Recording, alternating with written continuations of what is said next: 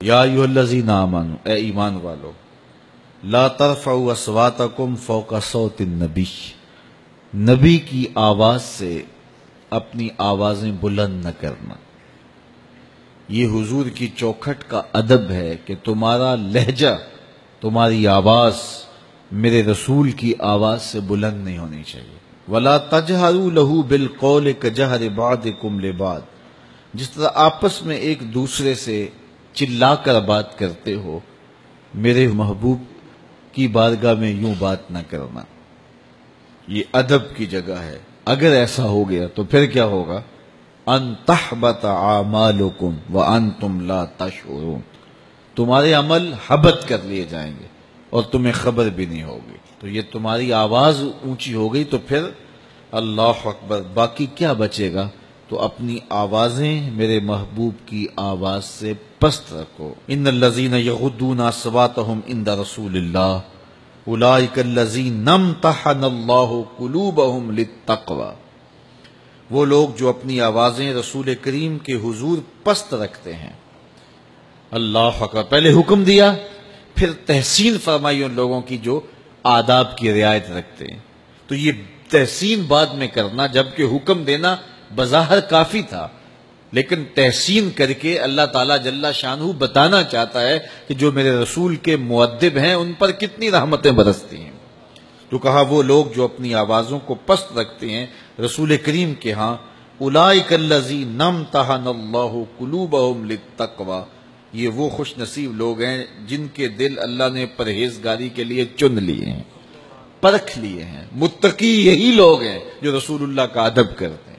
جنہیں ادب کا کرینہ نہیں آتا تو وہ متقی نہیں، چاہے سجدے کتنے ہی طویل کیوں نہ کریں، ان کے ماتھے پہ جتنا بڑا محراب کا نشان کیوں نہ ہو، وہ متقی نہیں کہلائیں گے اگر رسول اللہ کا ادب سینے میں نہیں ہوگا۔ اور اگر رسول اللہ کا ادب سینے میں ہے، اللہ فرماتا ہے یہ وہ خوش نصیب ہے جن کے دلوں کو ہم نے تقوی کے لیے پرکھ لیا ہے۔ اللہ اکبر۔ اب کافی ہو گئی بات، ان کی تحسین خوب ہوگی، لیکن اللہ فرماتا نہیں، لہم مغفرہ، ان کے لیے مغفرت بھی ہے۔ بات ختم ہو گئی، کہا نہیں وَأَجْرٌ عظیم، اور بہت بڑا اجر ہے۔ جس اجر کو میرا رب بھی بڑا کہہ رہا ہے تو وہ کتنا بڑا ہوگا؟ اور یہ کس کو اللہ دے گا؟ جو رسول اللہ کا ادب کرنے والے ہیں۔ تو پھر جس کو اللہ تعالیٰ نے محبوب کے ادب کی توفیق دے دی، اس کو کتنی بڑی دولت دے دی۔ ہمیشہ اللہ سے ادب کی توفیق مانگو، کیونکہ بے ادب اللہ کے فضل سے محروم ہو جاتا ہے۔ تو دین کیا ہے؟ ادب کا نام ہے۔ اہل بیت کا ادب، اصحاب نبی کا ادب، ذات باری کا ادب، ذات رسالت مآب صلی اللہ علیہ وسلم کا ادب، اولیاء امت کا ادب، والدین کا ادب، یہ ادب سکھایا گیا۔ بڑوں کی تکریم، چھوٹوں سے شفقت، تو پورا دین ادب ہے۔ ماہ سیام کے گزرتے ہوئے ان لمحوں میں اللہ کی بارگاہ میں ہم یہ دعا مانگتے ہیں کہ اللہ ہمیں ہمیشہ ادب والوں کے زمرے میں رکھے، ہمارے تیور، طرز زندگی، انداز معاشرت، رویے بے ادبوں کی صحبت سے پاک رہیں، اور ہمیشہ ہم ادب کی راہوں کے مسافر رہیں۔ عید کا موسم، عید کی گھڑیاں جلوہ فراز ہو رہی ہیں، تو آئیے عید کا دن طلوع ہوتے ہی دکھیوں کی مدد، لاچاروں کی نصرت اور اعانت کے لیے کمر بستہ ہو جائیں۔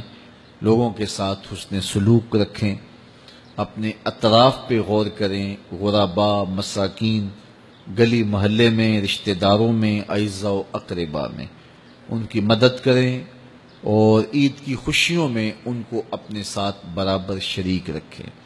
عید نئے کپڑے پہن لینے کا نام نہیں ہے، لوگوں کے ساتھ حسن سلوک اور اچھے رویے اور طرز معاشرت کی خوبصورتی کا نام عید ہے، اور ہمیں دوسروں کے دکھ بانٹنے کی، دوسروں کے ساتھ محبت کرنے کی تلقین کی گئی ہے۔ غرباء کی عزت نفس کا خیال رکھتے ہوئے ان کو تحائف دیجیے، ان سے ملیے، ان سے محبت کا اظہار کیجیے، اور اظہار بشاشت، اظہار مسرت کیجیے، ایک دوسرے کے ساتھ حسن سلوک کی عمدہ مثالیں قائم کیجیے۔